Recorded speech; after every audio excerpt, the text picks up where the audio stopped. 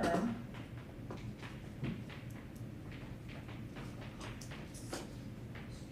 these are abstractions. Well, we know the word abstract, right? So you have to turn your 21st century, I've seen a lot of movies and probably been in a bunch of plays, and read a bunch of plays and read a bunch of scripts, mind off, and remember that the structure of characterization and the practices of characterization that we're used to was developed over hundreds of years.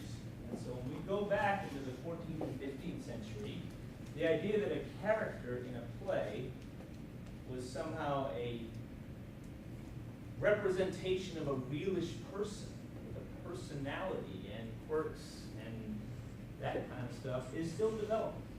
One of the, of course, great things about Shakespeare is when you hit Shakespeare, it's like someone flips a switch, and Hamlet has a personality, and Gertrude has a personality. These people, even though they talk Elizabethan English, interact in ways that seem like people might interact sometimes. I'm not saying they're always realistic. I mean, Shakespeare has witches, all kinds of strange things happening.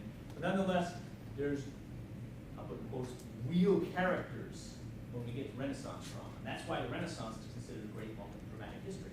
But before that, though, so we're at a point where characters are abstractions, right? What's that mean, abstract?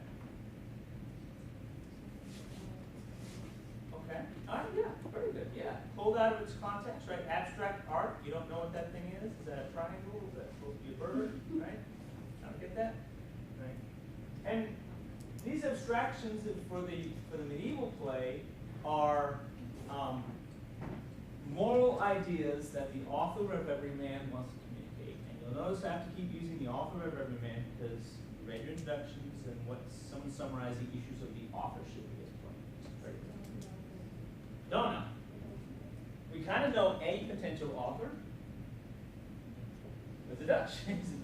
Yeah. There's a Dutch play, nicely done. Who said that? Good, yes. There is a Dutch play that appears to have been translated in Antwerp into English and printed in English in Antwerp, and then maybe bought over and then reprinted in London, and then changed into a slightly English play by changing some of the language, but it's hard to know. But don't worry about it, because like everything else with this, I think authorship and contemporary ideas of playwriting are less important than getting this concept. So the playwright is trying to take these concepts and manifest them in characters for an audience so they can see how these different qualities interact.